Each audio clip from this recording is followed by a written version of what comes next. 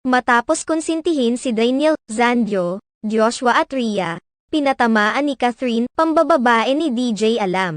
Matapos umiyak sa publiko at aminin na tila mahirap makahanap ng tunay na kaibigan sa industriya ng showbiz. Ilang netizens ang nataranta sa kwento kung bakit tila nasaktan si Catherine sa breakup nila ni Daniel Padilla. Kasali ngayon ang pangalan ng ABS-CBN actor na si Zanjo Marudo. Isa rin dito ang award-winning actor na si Joshua Garcia, maging ang dating kaibigan ni Catherine na si Rhea Ataide, na mukhang pare-parehong sangkot at di umano ay inakusahan ng marami sa mga fans ni Catherine na tila nagkonsinte sa pambababae ni Daniel Padilla.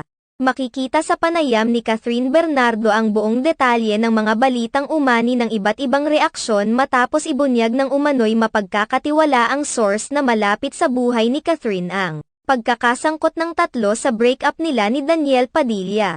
Sa mga tao na iyon ngayon, sa lahat ng wala sa video, alam nyo na kung sino kayo. Hindi ko na yun kailangang isa-isahin. Last year was very hard time for me. And it's so hard to find real friends in the industry.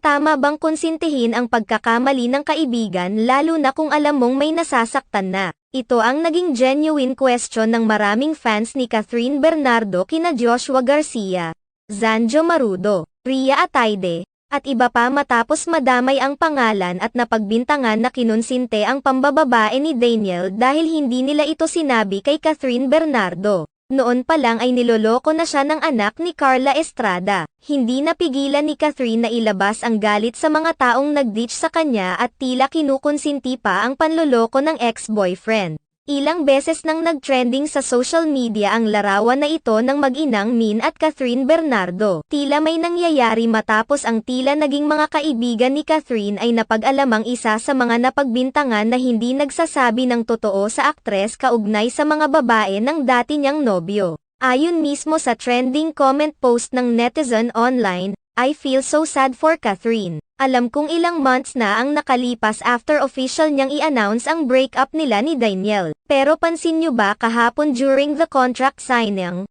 parang more of her crying moments is not because of Daniel na. It's because of the betrayal ng inner circle of people na noon nakakasama niya. Or should I say yung mga taong akala ni Kath ay kaibigan niyang tunay.